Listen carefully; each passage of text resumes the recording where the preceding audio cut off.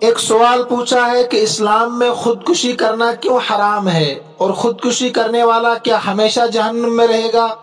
دیکھیے، جب انسان کلمہ پڑھتا ہے، ایمان والا بنتا ہے، مومن بنتا ہے، تو یہ اللہ سے گویا کہ ایک تجارت کرتا ہے، ایک قسم کا معاہدہ کرتا ہے کہ میں نے اپنا مال، اپنی جان اللہ کو فروخت کر دی ہے، بیچ دی ہے، اور اس کے بدلے میں نے اللہ تبارک و تعالیٰ سے جنت حاصل کر لی ہے۔ قرآن کریم میں اللہ پاک ارشاد فرماتے ہیں، ان اللہ اشترى من المؤمنین انفسهم واموالهم بان لهم الجنہ، کہ اللہ تبارک و تعالیٰ نے ایمان والوں سے ان کی جان اور ان کے مال کو خرید لیا ہے، اور بدلے میں، قیمت میں اللہ تبارک و تعالیٰ نے جنت دے دی ہے۔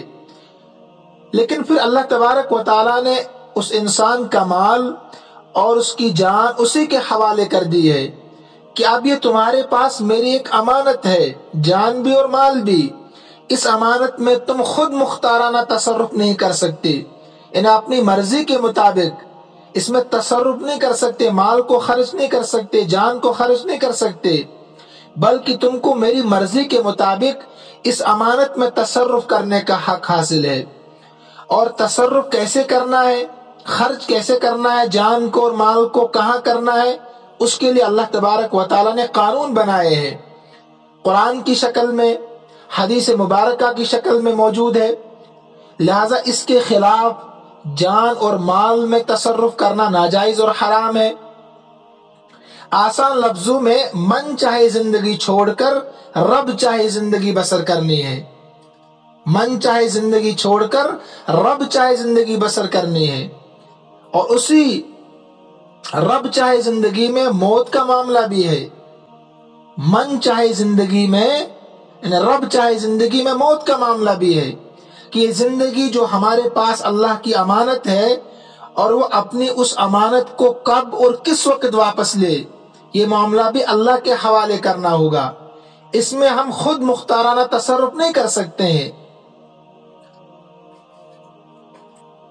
اسی لیے اسلام میں خودکشی کرنا، یعنی اپنے آپ کو خود ہلاک کرنا، چاہے کسی بھی طرح سے ہو۔ خودکشی کا معنی یہی ہے کہ اپنے آپ کو ہلاک کرنا، چاہے وہ کسی طرح سے بھی ہو، مثلا سمندر، دریا، ندی میں کسی نے چھلانگ لگا دی، یا کسی اونچی جگہ سے کود کر اپنے آپ کو ہلاک کر دیا، زہر کھا کر اپنے آپ کو ہلاک کر دیا، گولی مار کر، یا کسی بھی ہتھیار سے اپنے آپ کو ہلاک کرنا اسلام میں بالکل حرام ہے، اور اس طرح سے اپنے آپ کو ہلاک کرنا کبیرہ گناہوں میں سے ہے،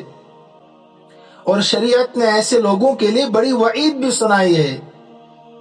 بخاری اور مسلم کی روایت ہے حضرت ثابت بن ضحاک رضی اللہ تعالی عنہ سے، کہ جس نے دنیا کے اندر اپنے آپ کو جس چیز سے بھی قتل کیا تو قیامت کے روز، یعنی اپنے آپ کو ہلاک کیا، قتل کیا، تو قیامت کے روز اسی سے اس شخص کو عذاب دیا جائے گا۔ حضرت ابو ہریرہ رضی اللہ تعالیٰ عنہ بیان کرتے ہیں کہ ہم نے حضور صلی اللہ علیہ وسلم کو فرماتے ہوئے سنا،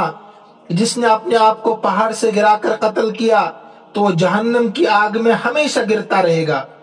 جس نے زہر پی کر اپنے آپ کو قتل کیا تو جہنم کی آگ میں زہر ہاتھ میں پکڑ کر اسے ہمیشہ پیتا رہے گا۔ جس نے لوہے کے ہتھیار کے ساتھ اپنے آپ کو قتل کیا تو اس ہتھیار کو،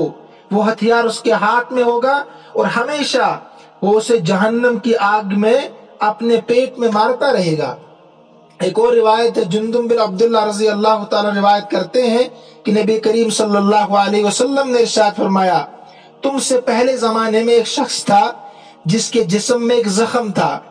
اور وہ اپنے اس زخم کو برداشت ہی نہیں کر سکا بیچارہ، اس نے چھری سے اپنے ہاتھ کے رگوں کو ہی کاٹ دیا، اور اتنا خون بہا، اتنا خون نکلا کہ اس کی وجہ سے اس کی موت ہو گئی، یعنی ذریعہ بنا جو اس نے اپنے ہاتھ کے رگوں کو کاٹ دیا۔ تو رب العزت نے فرمایا کہ میرے بندے نے اپنی جان کے ساتھ جلد بازی کی جو اس کے پاس امانت تھی، اور اس کی وجہ سے میں نے اس پر جنت کو ہمیشہ حرام کر دیا، ہمیشہ حرام کر دیا۔ لہذا کوئی بھی پریشانی، مصیبت، تکلیف ہو،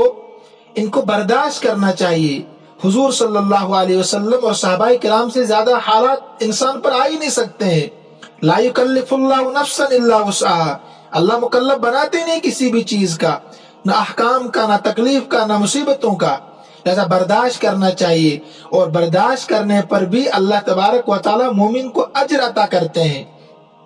فرمایا اللہ کے نبی صلی اللہ علیہ وسلم نے، مومن کو جو بھی تکلیف، پریشانی، مصیبت پہنچتی ہے، یہاں تک کہ ایک کانٹا بھی جو اس کو تکلیف پہنچاتا ہے، اللہ اس کے ذریعے سے اس کے گناہوں کو مٹا دیتے ہیں۔ بخاری شریف میں روایت موجود ہے۔ تو لہذا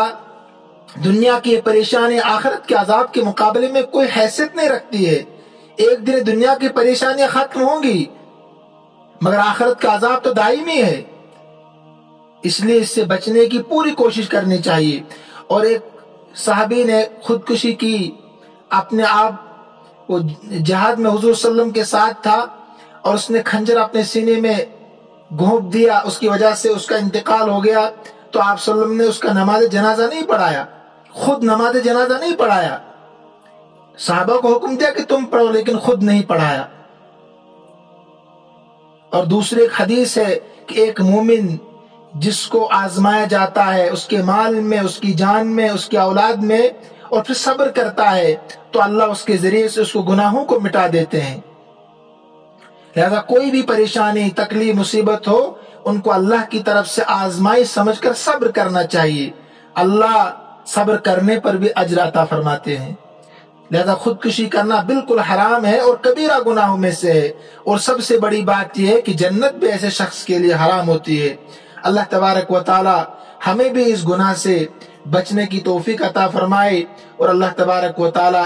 قرآن کا، حدیث کا صحیح فہم عطا فرمائے، اسلام کا صحیح تعارف عطا فرمائے۔ السلام علیکم ورحمۃ اللہ وبرکاتہ۔